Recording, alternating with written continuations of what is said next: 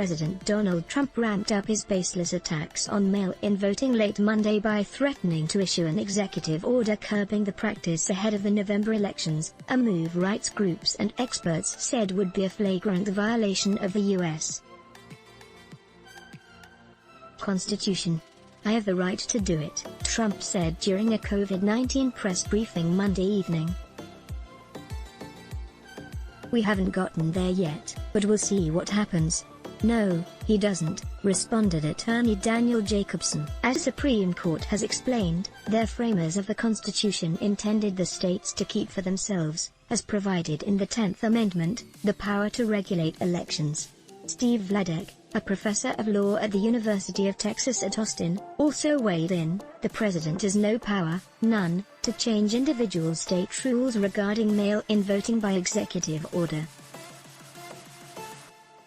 As usual, this is just bluster, designed not to lead to any actual action, but only to further create a cloud around an election potentially decided by mail-in ballots."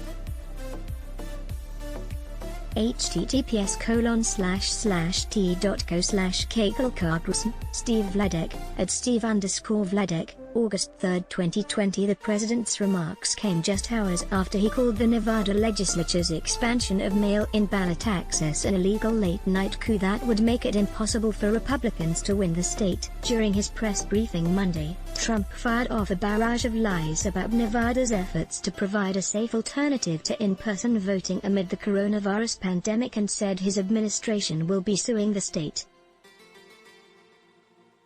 Trump also continued to make a false distinction between absentee voting, which he claims to support, and vote by mail. "You have to look at what they've done," the president said, referring to Nevada. "You can have two ballots, you can harvest, it's harvesting. So you can take thousands of ballots, put them together, and just dump them down on somebody's desk after a certain period of time." President Trump: "Absentee voting is great. It works. Like in Florida, they'll do absentee. It really works. But universal mail-in ballots is going to be a great embarrassment to our country." pic.twitter.com/ZSTJXMXCL8, The Hill, at The Hill, August 3, 2020. Vanita Gupta, President and CEO of the Leadership Conference on Civil and Human Rights, said in an appearance on MSNBC late Monday that any effort by Trump to stop state expansions of vote by mail through executive action would be shot down in court.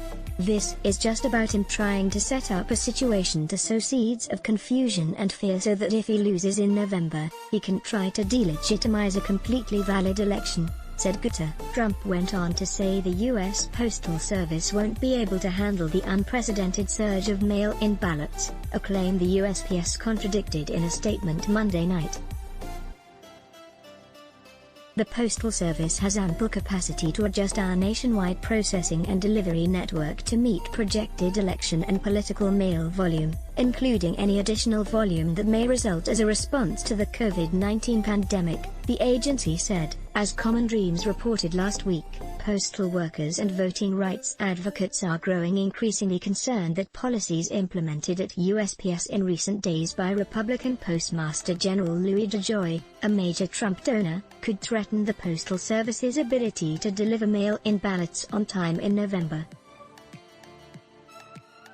Trump's assault on the post office follows the playbook the GOP has used for decades. Representative Bill Pascrell Jr., DNJ, tweeted Monday, "Deliberately sabotage an institution and then claim it's broken and must be destroyed.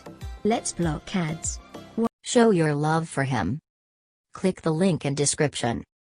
Thanks for watching.